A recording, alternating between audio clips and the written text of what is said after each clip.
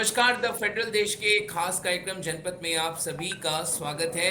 उत्तर प्रदेश में विधानसभा अब केवल कुछ महीने दूर रह गए हैं और उसके पहले आधी आबादी को किस तरीके से अपनी ओर लुभाया जाए, उनको उनके वोट बैंक को किस प्रकार से साधा जाए, इसकी कवायद शुरू हो चुकी है। और आज हमने देखा किस प्रकार से समाजवादी पार्टी सुप्रीमो अखिलेश यादव और डिंपल यादव ने महिलाओं के लिए एक बड़ी घोषणा की। उन्होंने कहा कि उनकी सरकार यदि बनती है तो 40,000 रुपए सालाना महिलाओं के खाते में ट्रांसफर किया जाएगा और इस योजना का नाम भी दे दिया गया है श्री सम्मान समृद्धि योजना।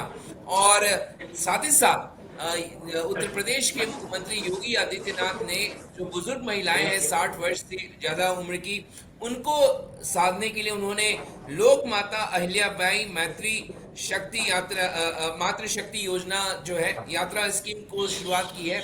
इसमें होगा क्या, 60 वर्ष से अधिक उम्र की जो महिलाएं हैं वो रोड बेस की जो बसें हैं उसमें मुफ्त में यात्रा कर सकेंगी, उनके साथ एक कंपेनियन भी यात्रा कर सकेगा। साथ ही साथ अक्टूबर नवंबर में 50,000 बेटियों को स्कूटी बांटने की योजना है और लैपटॉप बांटने की योजना अखिलेश यादव पहले भी जब सरकार में थे वो कर चुके हैं और फिर उन्होंने ऐलान किया कि बेटियों को लैपटॉप बांटेंगे। और आज हम इसी पे चर्चा करेंगे। हमारे साथ बेहद दो खास मेहमान हमारे साथ जुड़ गए हैं। हमारे साथ नितिन श्रीवास्तव जी वरिष्ठ पत्रकार जुड़ चुके हैं और हमारे साथ नवीन निगम जी भी जुड़ेंगे और उनसे हम चर्चा को आगे बढ़ाएंगे। लेकिन नितिन जी हमारे साथ जुड़ चुके हैं तो उनसे हम सबसे पहले चर्चा करते हैं। नितिन जी, क्या हो गया अचानक से? सबके नजर में आधी आबादी तो हर राज्य में साधने की उनको कोशिश है, एक ही दिन में योगी आदित्यनाथ, अखिलेश यादव सभी आधी आबादी को लुभाने के लिए जुट गए।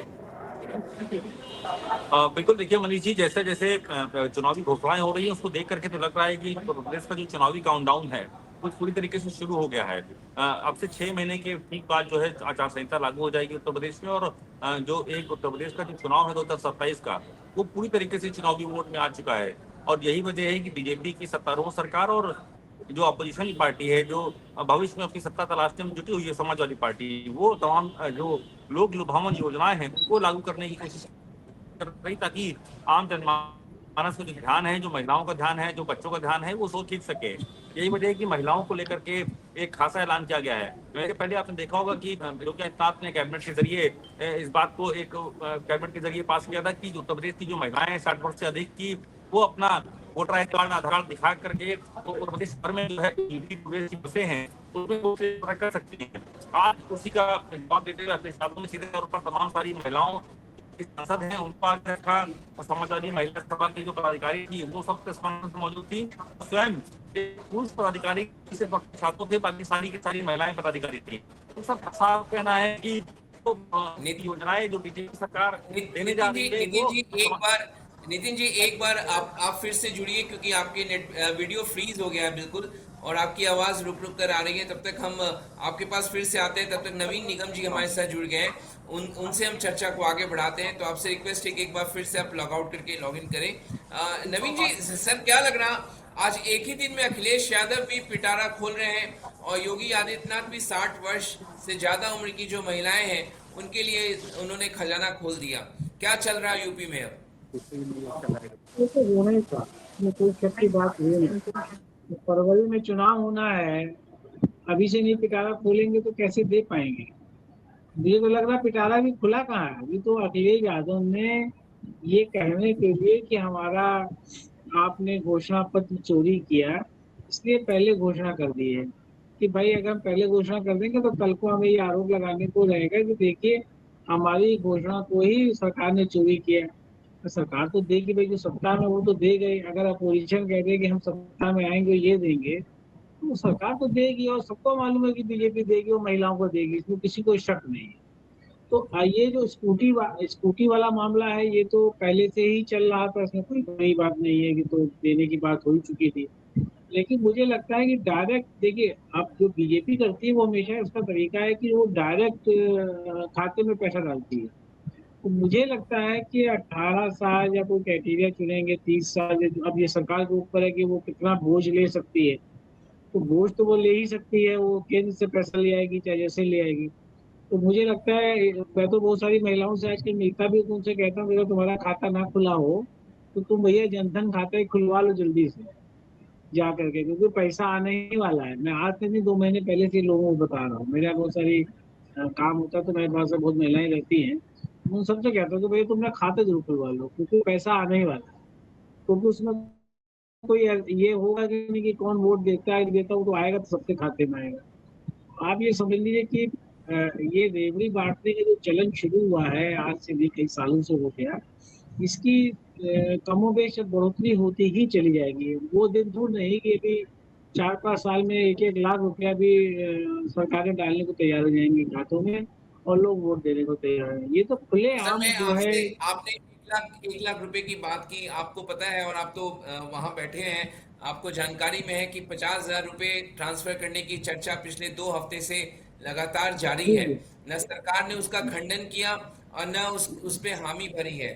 लेकिन अब देखिए, चुनाव के ठीक पहले ये कहा जा रहा है कि अक्टूबर नवंबर में 50,000 स्कूटियां जो है वो बेटियों को बांटा जाएगा। तो आज जैसे हमने देखा 60 वर्ष से ज्यादा उम्र की महिलाओं के लिए घोषणा की गई, ये 50,000 रुपए कब आएगा? और ये भी क्या चुनाव के ठीक पहले बिहार के ही समान जो है डाला जाएगा, क्या होगा? जी, देखिए ये तो आचार संहिता लगने से पहले आ जाएगा। आचार संहिता, अब आप देखिए, जब ये बनाया गया आचार संहिता, संविधान में सिस्टम बनाया गया 72 के आसपास, तो उसमें लोगों को ये तो ना पता था कि लोग इस तरह से इसका यूज करेंगे। अब तो मुझे लगता है कि आचार संहिता के 1 साल पहले से ही इसको लॉक कर देना चाहिए कि भाई आपको देना है तो 2 साल पहले दो। नहीं तो आप, भाई आचार संहिता कब से लागू होती है? जब चुनाव घोषणा होती है। चुनाव की घोषणा कब होती है? तो अब जैसे मान लीजिए हम लोग को पता है कि फरवरी में अगर चुनाव है तो फरवरी में है, तो घोषणा लागू होगी जनवरी से। तो आपके पास नवंबर है, दिसंबर है, आप खुल के घोषणा करिए पैसे देने के। अच्छा, इसमें क्या होता है कि आपको देना भी नहीं पड़ता, आपको तत्काल एक ही किस्त देनी पड़ती है। बाद में आप हार जाइए तो किस्त से मुकर जाइए, जीत जाइए तो कहिए कि भाई सरकार तो बंद कर रही है। अब तो 5 साल के लिए मतदाता फंस ही गया, अब वो कहाँ जाएगा चुन लो, फिर 5वें साल देखेंगे। तो या तो इसमें सिस्टम होना चाहिए कि भाई आपको जो घोषणा करनी है वो 1 साल 1.5 साल पहले से ही करनी पड़ेगी, कम से कम 1-1.5 साल दो तो लोगों को पता तो चले। लेकिन अब तो ये आचार संहिता का जो पूरा बखिया उधेड़ी जा रही है हर चुनाव में, हर राज्य में, हर जगह, कि आप ट्रांसफर, अभी देखिए आईएएस का ट्रांसफर होना शुरू हो जाएंगे। अभी ये सब काम अक्टूबर नवंबर के आसपास में फाइनलाइज हो जाएंगे कि हम अपने जिले में भाई कौन डीएम रखेंगे, किसको अधिकारी को कहाँ प्लेस करेंगे, कैसे हम चुनाव में लड़ेंगे, हमारी सीट कमजोर है तो कौन कौन ऐसा अधिकारी होगा जो वहां जाएगा, माहौल बनाएगा। तो ये सब हो रहा है, ये और हम लोग देख रहे हैं और चुनाव आयोग भी देख रहा है। लेकिन हमारे यहाँ कानूनन जो काम हो रहे हैं कानूनी के तरीके से हो रहे हैं। मतलब अब आप देखिए कि अक्टूबर में घोषणा हो जाएगी कि भाई 50,000 1 लाख रुपया महिलाओं के खाते में आएगा। तो अब महिलाएं, आप सोचिए ना, इंतजार है। आपने कहा कि किसी चीज के बारे में आपने घोषणा कर दी, उसका इंतजार है, तो आदमी क्या करेगा? वो पहली किस्त पा बिल्कुल जाएगा, दूसरी किस्त में उसे वोट देना होगा, दूसरी किस्त जब तक उसे बिल्कुल मिलेगी उसे वोट देना होगा, हल्ला होगा। सत्ता सत्ता सुख लोग प्राप्त कर लेते हैं। आपने महाराष्ट्र का चुनाव देखना, आपने बिहार का चुनाव देखा, आपने मध्य प्रदेश तो अगुआ है जिसने ये शुरू किया एक तरीके से खुले आम लाडली बहना जो योजना शुरू की गई। आप ये तो होगा, इसमें कोई शक ही नहीं है। मैं तो भाई यही कहना चाहता हूँ आपके चैनल से कि किसी भी महिला के पास अगर अपना खाता ना हो तो भैया वो ये केंद्र प्रकरण खाता खुलवा ले। जी। बिल्कुल, आप बिल्कुल आपने सर अपना ओपनिंग क्या कहेंगे नितिन जी? और जैसे सुनिए आप, नवीन भी बता रहे हैं कि जिन महिलाओं के वो खाते अभी सवाल तक पूछ नहीं लीजिए खुले आप, हैं, क्या बोला है? हालांकि जनधन सवाल स्कीम पूछ रहे के हो, तहत रिपीट कर बहुत दीजिए ज्यादा आप। महिलाओं के मेरी इस आवाज आ योजना रही है से क्या नितिन जी आप कहना है? तक? देखिए, मनीष जी, सबसे बड़ी बात ये है कि ये जो योजना है, ये सीधे तौर पर अगर इसको लोक लुभावन योजना कहा जाए ज्यादा बेहतर होगा। क्योंकि बीजेपी की जो सत्तारूढ़ सरकार है, उसको डर है कहीं समाजवादी पार्टी उनकी सत्ता छीन ना ले, और समाजवादी पार्टी को डर है कहीं इस तरह की योजनाओं को लागू करके बीजेपी फिर से सत्ता में आना चाहती है। सबसे बड़ा सवाल आखिरकार इस बात का है, मनीष जी, की उत्तर प्रदेश में बीजेपी की सरकार को तकरीबन 9.5 वर्ष से ज्यादा का समय हो चुका है, और समाजवादी पार्टी की भी सरकार इससे पहले सत्ता में रही है। तो आखिरकार सत्ता में रहते हुए उन सब लोगों ने ये योजनाएं क्यों नहीं लागू की? क्या बसें पहले नहीं चलती थी, या क्या 60 वर्ष की महिलाएं पहले नहीं होती थी? तो आखिरकार ये सब जनता समझ रही है कि आखिरकार इस तरह की जो फ्री की चीजें देने का जो एक कॉन्सेप्ट चला है देश की राजनीति में, वो बड़ा एक चिंता का सबब है भविष्य के लिए। क्योंकि आमतौर पर देखिए, प्रदेश की महिलाओं को फ्री में यात्रा कराना अच्छी बात है, लेकिन आखिरकार इसका बजट क्या होगा, खाका क्या होगा, कैसे इस पैमाने को आप मापेंगे? आने वाले समय में अखिलेश यादव ने यहाँ तक कहा है कि वो प्रत्येक महिलाओं को 40,000 प्रति वर्ष के हिसाब से देंगे, और उसके बाद ये धनराशि बढ़ेगी, फ्री लैपटॉप देंगे, कन्या विद्या धन देंगे, बेरोजगारी भत्ता देंगे। तो आप समझिए कि इस तरह की तमाम जो फ्री की चीजें हैं, ये सब बात कर रहे हैं। अब ये कोई नहीं बात कर रहा है कि हम आपको इतना शिक्षित कर देंगे कि आप कहीं बाहर जाकर के नौकरी कर सकेंगे, आप कहीं बाहर जाकर के अपना बिजनेस सेटअप कर सकेंगे, आप कहीं बाहर जाकर के अपने आप को रोल मॉडल के रूप में स्थापित कर सकेंगे। ये कोई नहीं बात कर रहा है। ये कोई बात नहीं कर रहा है कि हम स्कूल कितने खोलेंगे, ये कोई बात नहीं कर रहा है कि हम मेडिकल कॉलेज कितने खोलेंगे, ये कोई बात नहीं कर रहा है कि हमने क्या इंफ्रास्ट्रक्चर तक डेवलप किया है और भविष्य में अपग्रेडेड क्या इंफ्रास्ट्रक्चर डेवलप करेंगे। ये सब बात कर रहे हैं कि आखिरकार कि हम क्या फ्री में दे सकते हैं पब्लिक को। तो आखिरकार जनता भी समझती है कि आखिरकार इन सब चीजों का मतलब क्या है। सबसे बड़ी तो बात नितिन जी ये क्या ये नितिन जी क्या ये नेता जो है, नितिन जी क्या ये नेता जिस तरीके से आप उत्तर प्रदेश में देख रहे हैं कि अलग अलग जिलों में जेन अल्फा स्कूलों में अव्यवस्था को लेकर, पीने का पानी, मिड डे मील को लेकर, पंखे ना होने को लेकर, बिजली ना होने को लेकर प्रदर्शन कर रहे हैं, क्या देश में स्वास्थ्य और शिक्षा ये मुद्दा नहीं बनेगा क्या चुनाव में कभी? देखिए, स्वास्थ्य और शिक्षा जो बुनियादी सुविधाएं हैं उनकी बात होनी चाहिए, अच्छी बात है। लेकिन सबसे बड़ी बात यह है कि आखिरकार उन सबकी बात मौजूदा स्तर पर नहीं हो पा रही है। उत्तर प्रदेश में 36,000 से ज्यादा स्कूल बंद हो चुके हैं, बड़े कॉलेजेस कोई खुले नहीं। तो आप समझिए कि आखिरकार स्थिति क्या है। महंगाई अपने स्तर पर है, महिला सुरक्षा का मुद्दा हो, या फिर छात्रों का मुद्दा हो, या फिर स्कूल का मुद्दा हो, या फिर रोजगार का मुद्दा हो, या फिर स्वास्थ्य का मुद्दा हो, ये तमाम ऐसे मुद्दे हैं जिनको लेकर के लगातार जनता सवाल पूछ रही है। सबसे बड़ी बात यह है कि जेन जी और जेन अल्फा जिस तरीके से अपनी हक और मांगों को लेकर के सड़कों पर प्रदर्शन कर रहा है और जो उसका अंदाज बन रहा है, ये एक जो भविष्य की पॉलिटिकल थ्योरी है उस पर भी कहीं ना कहीं सवालिया निशान है, और उसके लिए भी चिंता का सबब है। क्योंकि आने वाला समय राजनीति करने के लिए आसान बिल्कुल नहीं रहेगा, क्योंकि अब जनता जागरूक हो चुकी है और वो अपना हक मांगने को तैयार रहती है कि आखिरकार जो हमको मिलना चाहिए वो क्यों नहीं मिला। अभी आपने देखा दिल्ली के जंतर मंतर, अभी आपने तमाम सारे वीडियो देखे होंगे दक्षिण से लेकर के उत्तर भारत तक। लखनऊ में भी आपने देखा किस तरीके से मंत्रियों का घेराव किया गया। जेन अल्फा भी निकल करके आ गया कि आखिरकार उनके स्कूल में पढ़ाई नहीं हो रही, उनके प्रिंसिपल सुनते नहीं है, उनके स्कूल में टीचर्स की कमी है। तो आप ये सब चीजें आम हो चुकी हैं। कुल मिलाकर के जनता की जो प्रति लाइबिलिटी है वो अब फिक्स करने का समय आ चुका है।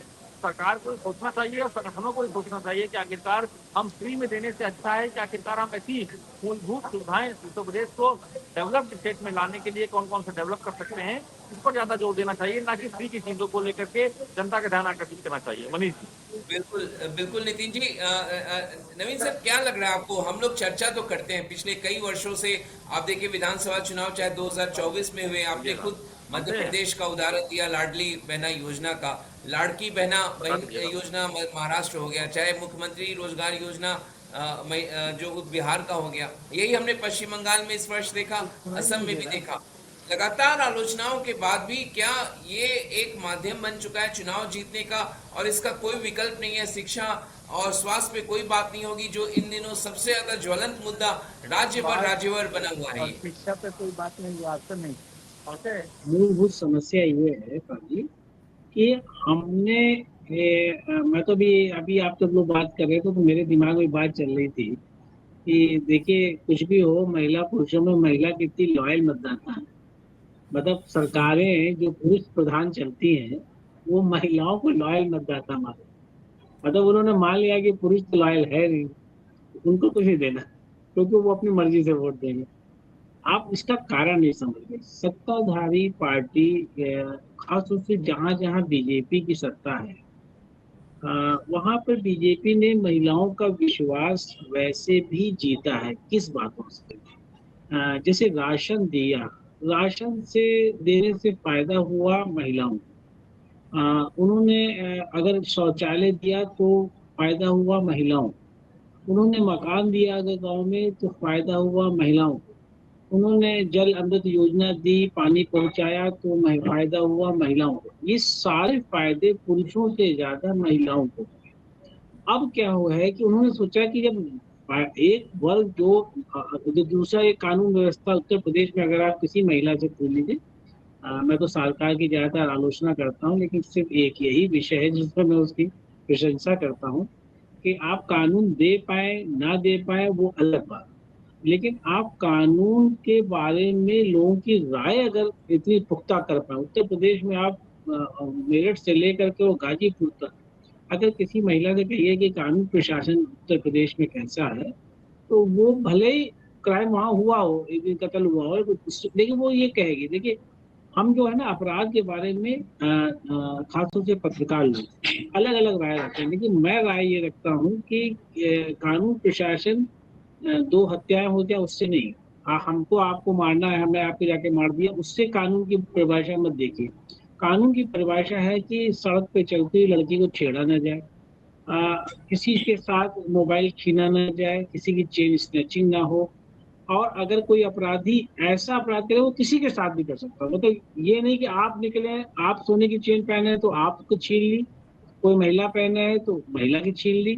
तो इस तरह के अपराध पे जब लोगों को ये विश्वास होता है कि कार्रवाई होगी और हमको न्याय मिलेगा या अपराधियों के हौसले पस्त हैं, उससे उनका विश्वास होता है। ये महिलाओं में एक टोटल मैं बता रहा हूँ आपको कि उत्तर प्रदेश में बीजेपी को लगता है कि हमारा लॉयल मतदाता महिला है। अगर हम उसको और बूस्ट करें, मतलब ये याद देखिए ना, दिया किसको जाता है, जिसकी थोड़ी सी बूस्टिंग करने से और पक्का हो जाए, जो मतदाता पक्का उसको और पक्का किया जाए। तो ये उत्तर प्रदेश में जो स्थिति है उसमें अगर महिला मतदाता बीजेपी की तरफ है और उसे वो और अच्छी तरीके से मजबूती से पकड़ लेता है तो उसका जीत पक्की है। अब आप देखिए, मैं आपको एक उदाहरण बताऊं पश्चिम उत्तर प्रदेश का, जिस समय 3 किसान बिल लागू कर दिया था और उत्तर प्रदेश पश्चिम में बहुत ही विरोध था। तो मैं एक चैनल को देख रहा था, फेमस चैनल है, वो लोगों से बात करता था।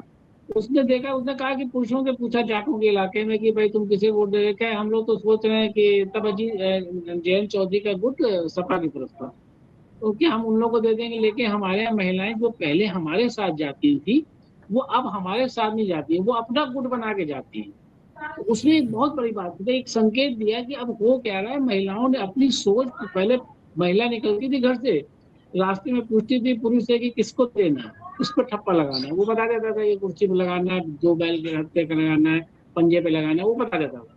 वो उसी पे जाके लगा, वो सोचते नहीं थे उससे आगे पीछे कि उसको करना क्या है, उसको फिर जाके रोटी की चिंता थी, रोटी बनानी। लेकिन अब महिलाएं पुरुषों से अलग हट करके गांव गांव में अलग वोट दे रहे हैं, इसी वजह से उन्हें ये लाभ होगा। आप ये लाभ देख रहे हैं ना कि राशन, शौचालय, सीधे डायरेक्ट बेनिफिट किसानों के खाते में, ये जो सारा बेनिफिट हो रहा है ये सिर्फ इस वजह से हो रहा है कि हमारे यहाँ खासतौर से उत्तर प्रदेश में महिलाएं बहुत जागरूक हैं। और योगी सरकार को लगता है कि हमारी क्योंकि पॉपुलैरिटी बहुत ज्यादा है महिलाओं में, अगर हम उन्हें और थोड़ा सा बूस्ट अप करें तो वो अपना तो वोट डालेंगी, अपने परिवार में पुरुषों का वोट भी हमारी तरफ से कराएंगे। इसलिए ये हो रहा है, इसका मूल तो कारण बिल्कुल ये है। बिल्कुल। तो सवाल उठता है कि अगर आधी आबादी का एक ब्लॉक अगर भारतीय जनता पार्टी उसको लुभाने में लगी है, लेकिन आज जो देखिए नितिन जी, सबसे बड़ा मुद्दा क्या है? शिक्षा और रोजगार। तो क्या जो पुरुषों का जो मुद्दा है, मेरी आवाज आ रही है नितिन जी आप तक? जी। तो जो पुरुषों का मुद्दा है, जो यहाँ पे जो छात्र उनका मुद्दा है, फिर वो कहाँ रह जाएगा? केवल महिलाओं के वोट को आकर्षित करके आप चुनाव जीत जाइए तो फिर आपको नौकरी सुनिश्चित करने की जरूरत नहीं, शिक्षा विश्वविद्यालय में शिक्षा का लेवल ठीक करने की जरूरत नहीं।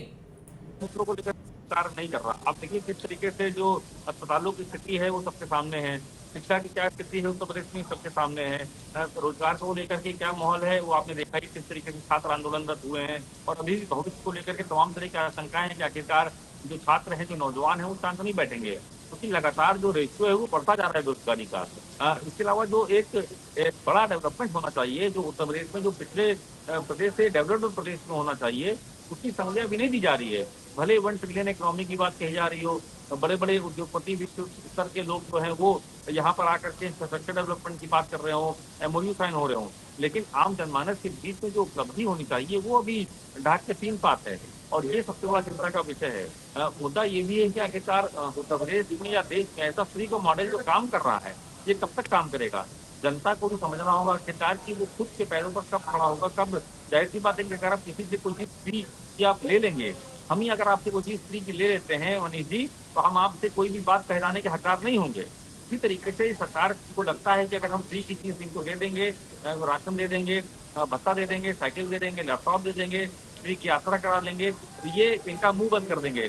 तो कुछ ऐसी स्थिति आम जनमानस के बीच में है, नेताओं के बीच में है। इन सब मुद्दों को समझना होगा। सबसे बड़ी बात ये कि आज हम 2026 में हैं। आप सोचिए कि जापान और चीन जैसे देश में जहाँ पर 8G से भी ज्यादा का ट्रायल चल रहा हो, 10G तक लोग पहुंच गए हों, हम अभी भी वहाँ पे 4G 5G में अटके पड़े हैं। तो अपनी स्थिति हमारी विश्व पटल पर क्या है, ये तो बड़ा एक सोचनीय विषय है। तो इन सब बातों को ध्यान में रखते हुए कैसे अपने आप को हम डेवलप करें, कैसे शिक्षा, स्वास्थ्य, रोजगार, महिला मुद्दों को लेकर के और सशक्तित हों, इन सब मुद्दों को लेकर के ध्यान देने की जरूरत है। और मुझे लगता है कि सरकार भी आने वाले समय में, अभी भले लग रहा हो उनको कि हम इस तरह की लोग लुभावनी चीजें दे करके सत्ता प्राप्त कर लेंगे या सत्ता में बने रह सकते हैं, लेकिन आने वाले समय में सत्ता सरकार के लिए भी ये तमाम मुद्दे जो है बड़ा चैलेंज खड़े करने वाले हैं। मनीष जी। बिल्कुल। तो मेरा आखिरी सवाल सर, नवीन जी सर आपके पास, कि कोई भी पार्टी हो, चाहे समाजवादी पार्टी हमने देखा, भारतीय जनता पार्टी देख लिया, चाहे कांग्रेस को हम देख रहे हैं किस प्रकार से कर्नाटक में उसने अपना खजाना सरकार में आने से पहले खोल दिया था, ऐलान जो बड़े बड़े ऐलान किए, तो क्या ये अक्रॉस द पॉलिटिकल पार्टी चल रही है, ये आखिरकार इस तरीके से अगर आप पैसे लुटाएंगे और अर्थव्यवस्था का हालत देख लीजिए, कहाँ आप देश के लेके आएंगे। हालांकि मुझे लगता है कि बेमानी हो चुका है, अल्टीमेटली सबका लक्ष्य केवल चुनाव जीतना है। नहीं, देखिए मैं आपको अब इसमें एक नई बात बताता हूँ। पिछले 75 सालों में आज़ादी के बाद से पूरे देश की जनता के जो मतलब मतदाता है, उसने एक बात उसके जहन में चली गई है कि सरकार कोई भी आए, भ्रष्टाचार कम ज्यादा, संस्थागत लूट कम ज्यादा ही रहेगी। मतलब अगर कोई सरकार योगी की सरकार है तो ऐसा नहीं कि उसमें भ्रष्टाचार नहीं है, अकले से कम या अकले से ज्यादा, वो इसी को पैमाना है, मतलब एकदम खत्म नहीं हुआ। उसने ये मान लिया। देखिए जो अभी आप बात कह रहे थे ना, चर्चा चल रही थी कि अस्पताल, या उसने मान लिया कि सरकारी अस्पताल ऐसे ही रहेंगे, उनमें उनमें अगर चादर, मैं आपको बता रहा हूँ कि मैं कोरोना के टाइम में एक बार बलरामपुर अस्पताल गए, किसी बच्चे को, की भाई को भर्ती कराना, तो मैंने देखा कि वहाँ सफाई मशीनों से हो रही है, चादर जरा साफ बदले जा रहे हैं, तो मैं ये प्रगति देख के खुश था। यानी कि मैंने भी एक जहन में ये मान लिया देश के अंदर कि व्यवस्थाएं ऐसी ही रहेंगी, उसमें थोड़ा बहुत ऊपर कम ज्यादा चेंज आएगा। मतलब अगर अखिलेश मुख्यमंत्री हो जाएंगे तो भ्रष्टाचार उसका 20% हो जाएगा, योगी अच्छा चलाएंगे तो भ्रष्टाचार 18% हो जाएगा।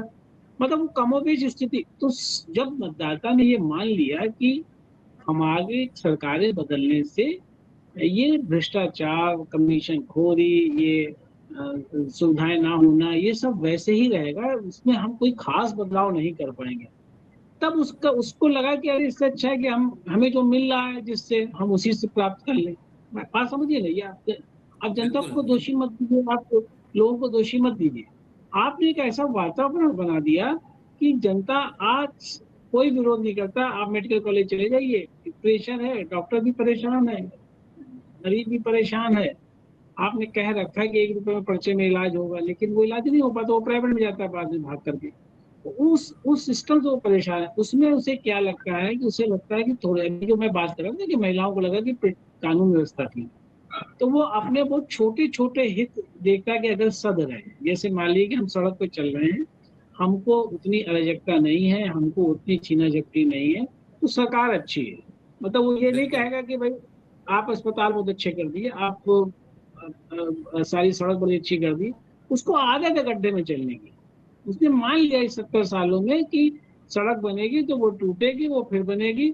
अगर वो कम टूट रही है तो वो उससे खुश है, वो ज्यादा की बात नहीं कर रहा, वो कम टूटने से खुश हो रहा है। ऐसी तो स्थिति में यदि उसे उसे 50,000 रुपए या कहीं से मिल रहे हैं तो वो उसे अधिकार समझता अपना, और अधिकार से लेता है और वोट देता अपना 50,000 में।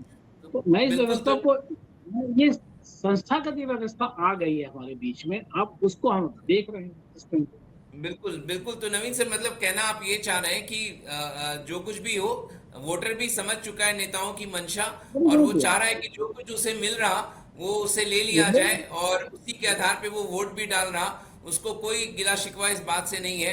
तो ये हमारी मौजूदा राजनीतिक व्यवस्था है, और मतदाता भी अपने वोट इसी तरीके से तय कर चुका है कि हम देंगे। और ये चर्चा थी उत्तर प्रदेश के विधानसभा चुनाव को लेकर, जिस तरीके की एक के बाद एक घोषित घोषणाएं महिलाओं को ध्यान में रखकर की जा रही हैं। और ये सिलसिला, जैसा कि दोनों हमारे मेहमानों ने बताया, कि ये सिलसिला यहीं नहीं रुकेगा, बल्कि आगे चुनाव तक और भी देखने को मिलेंगे। तो हमारी नज़र बनी रहेगी। लेकिन नवीन निगम जी और नितिन श्रीवास्तव जी, आप दोनों का बहुत बहुत शुक्रिया, इस चर्चा में आप दोनों जुड़े। और फिर हम किसी मुद्दे को लेकर आपसे चर्चा बढ़ाएंगे। बहुत बहुत धन्यवाद फेडरल देश के साथ जुड़ने के लिए।